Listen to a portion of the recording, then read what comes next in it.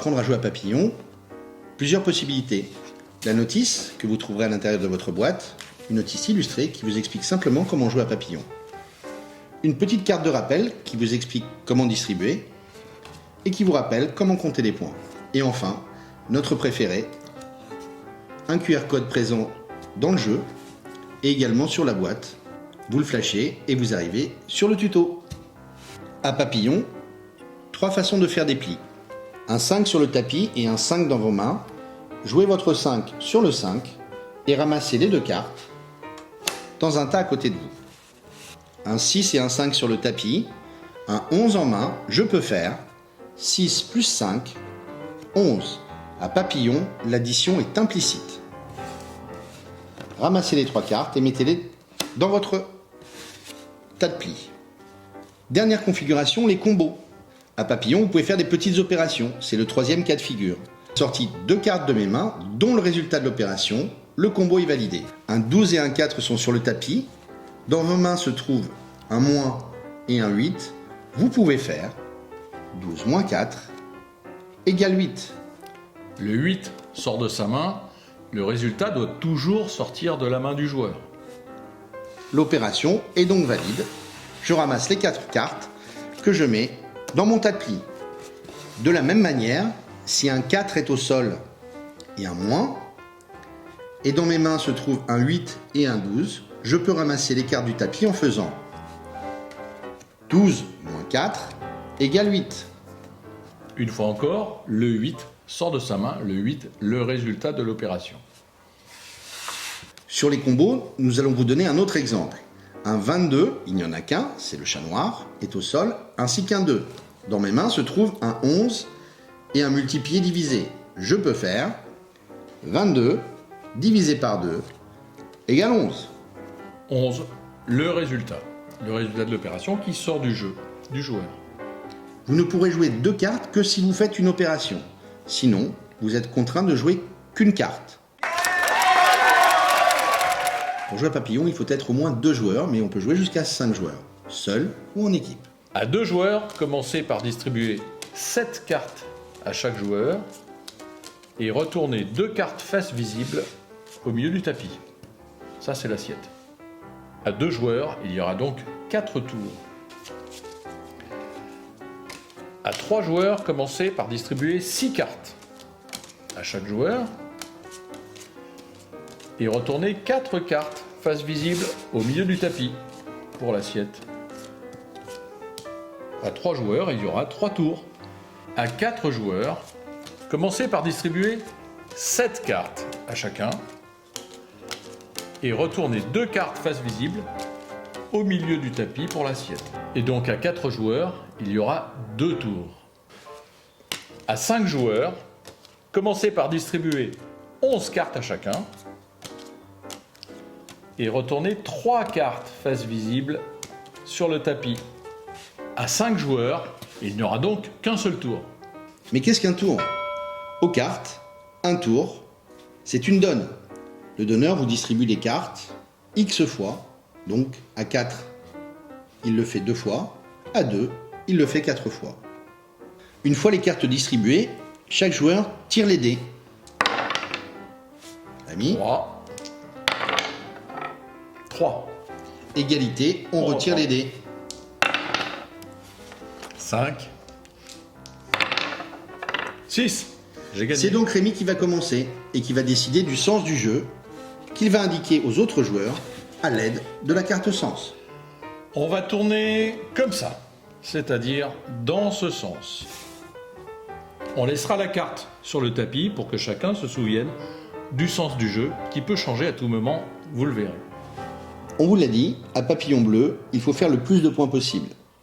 Pour ce faire, il faut bien identifier les cartes qui ont une valeur. Très facile. Toutes les cartes de la famille violette, la famille des atouts, valent 10 points. S'ajoutent à ceci les 3 qui valent également 10 points. Et le dragon, le 7 de la famille des serpents, vaut lui aussi 10 points.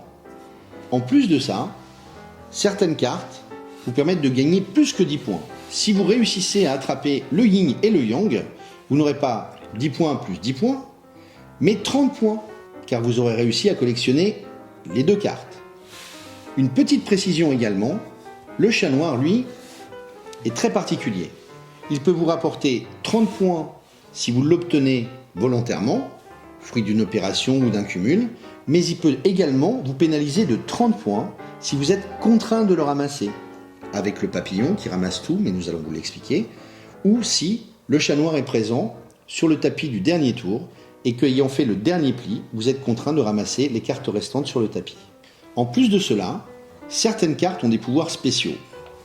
Les cartes qui ont des pouvoirs spéciaux appartiennent toutes à la famille des atouts. C'est le papillon qui ramassera toutes les cartes du tapis. C'est le couteau suisse qui vous permettra de donner une valeur de 0 à 11 au couteau suisse et qui vous permettra de réaliser des opérations ou même de prendre une carte simplement. Vous dites que le couteau suisse vaut 5 et vous ramassez un 5 au sol. Voilà. Le chat noir n'a pas vraiment de pouvoir, mais encore une fois, attention à lui, il vaut plus 30 points ou moins 30 points et peut faire basculer la partie. La chrysalide, qui une fois jouée, fait changer le jeu de sens.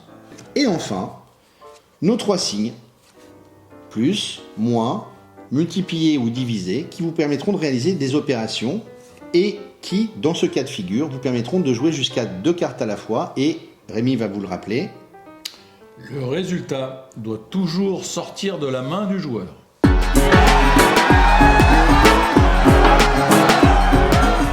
Rémi et moi allons faire une partie bleue pour vous montrer comment on fait. Tu coupes ?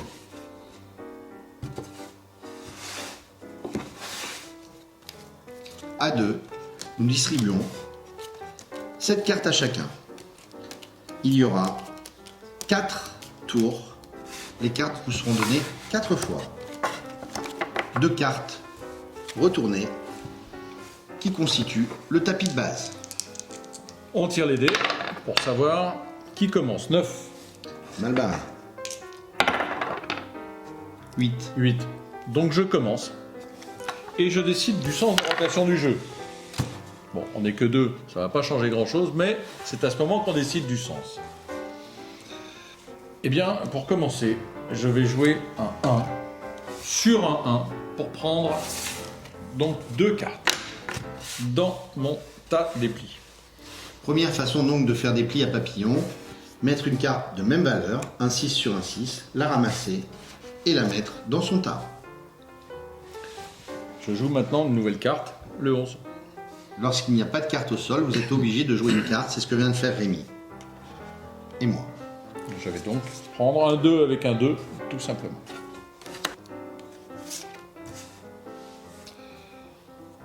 Eh bien, je vais poser un 1. Eh bien moi je vais sauver ma chenille, qui vaut 10 points, comme toutes les cartes de la famille des atouts, autrement dit la famille violette. Je vais poser un 6. Eh bien moi je vais poser le papillon qui ramasse toutes les cartes qui se trouvent dans l'assiette.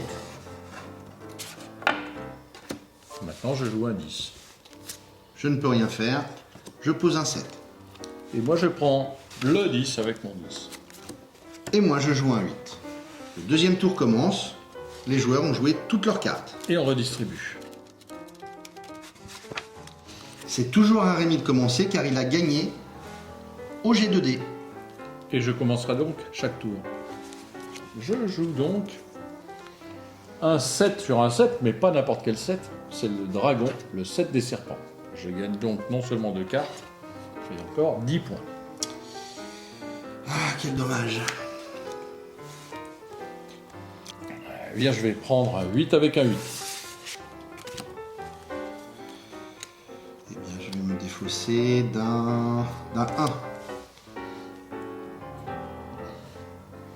Je vais jouer un 11. J'en profite pour vous dire que à Papillon, même si les dessins sont magnifiques, l'important, c'est les numéros qui figurent au coin de chacune des cartes. Je ne peux toujours rien prendre, décidément, et je vais poser un 6.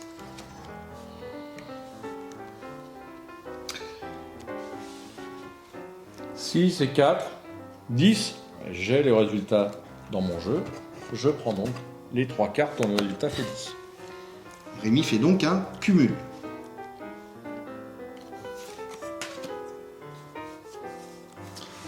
Je recommence la même technique. 7 et 1, 8.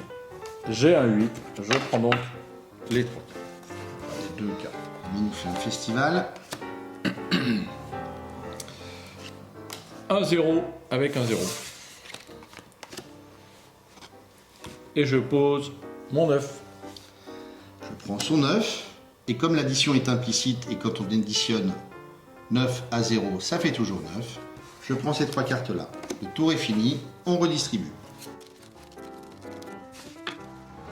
Je vais jouer la sécurité et prendre tout de suite un 11 avec mon 11. Je joue la chrysalide, qui va donc changer le sens du jeu. On n'est que 2, ça ne changera pas grand-chose. Et je mets la chrysalide dans mon tas déplis. Chrysalide qui vaut 10 points. Eh bien, je vais jouer un 9. Eh bien, je prépare un mauvais coup. Je vais jouer un 5. Puisqu'il peut pas un mauvais coup, je vais l'en empêcher. Je prends son 5 avec mon 5. Aïe. Je vais jouer un 7. C'est risqué. J'ai un 3 dans mon jeu. Je vais pouvoir faire une combo. Car un 3, en utilisant le signe multiplié, 3 que j'ai dans mon jeu, me permet d'obtenir 12 qui sort de mon jeu. Et je prends donc toutes les cartes de cette opération. Rémi a donc joué 2 cartes. Il a fait une opération et le résultat est sorti de son jeu. L'opération est valide. Je suis dégoûté. Il me reste 2 cartes en main puisque Rémi a sorti 2 cartes de son jeu, donc je les joue tout seul. Et donc je vais pouvoir récupérer un 3 avec un 3 et 20 points pour ma pomme. Et on redistribue. Comme à chaque tour, c'est moi qui commence donc. Et je vais pour ça prendre un 9 avec un 9. Quelle ambition. Eh bien voilà un 4. Je vais poser un 2. Eh bien moi, je vais pouvoir faire la chose suivante. 11 plus 7 égale 18. 18 plus 4 égale 22. Je sauve mon chat noir. Je le prends volontairement. Il va donc me rapporter 30 points.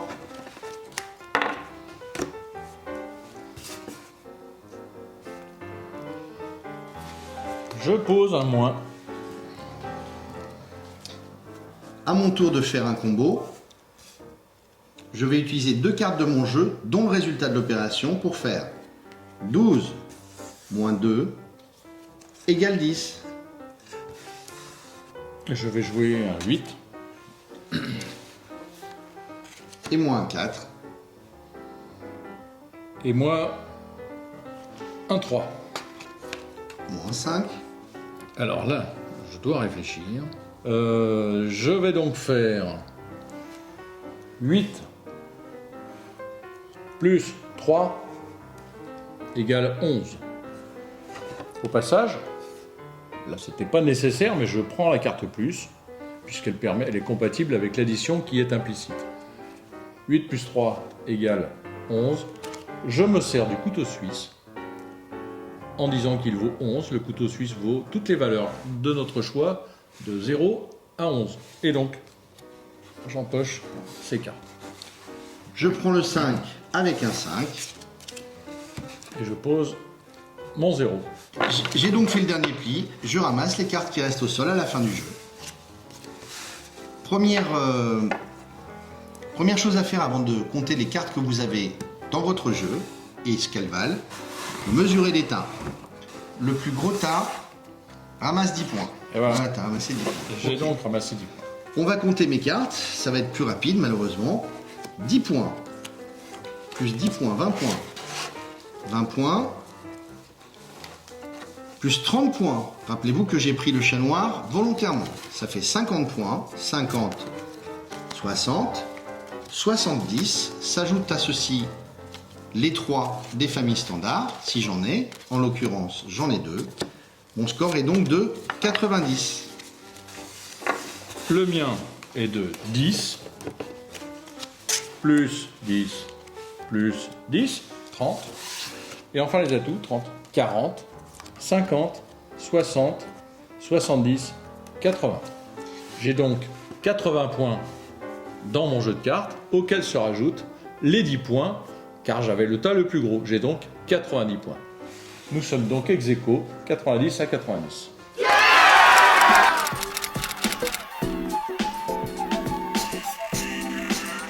Pour matérialiser les scores, c'est très simple. Vous prenez une feuille blanche, si possible recyclée, et vous mettez les noms au-dessus de chaque colonne de chaque joueur. Colonne numéro 1, Rémi. Colonne numéro 2, Thierry. Les scores bleus vont être les premiers. Admettons Thierry 70, Rémi 50.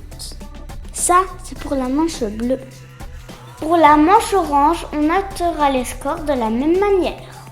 Admettons que Thierry est perdu et qu'il ait 34 points dans la manche orange et que Rémi ait gagné et qu'il ait 0 points en manche orange, car le gagnant de la manche orange est celui qui a le moins de points. Le score donc d'une partie de papillon, manche bleue moins manche orange, et donc 50 pour Rémi et 36 pour Thierry.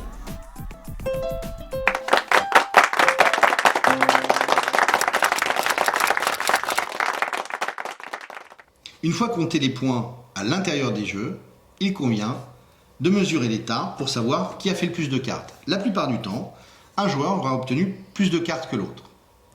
Mais il arrive que l'état soit parfaitement équivalent. Dans ce cas de figure, c'est le aléa-Jacques test. On confie au dé et au hasard le soin de nous départager. 3. 7. C'est donc moi qui vais empocher les 10 points du plus grand nombre de cartes. Bien que Rémi ait fait un certain nombre de plis, il n'a aucune carte dans son jeu qui lui vaut des points. C'est donc à moi de lui donner 10 points de mon jeu. C'est le ne tirez pas sur l'ambulance. Alors ne riez pas, parce que là, à 2, on donne 10 points. Mais quand on joue à 5, il s'agit de 40 points que vous prenez si vous n'avez pas fait de points.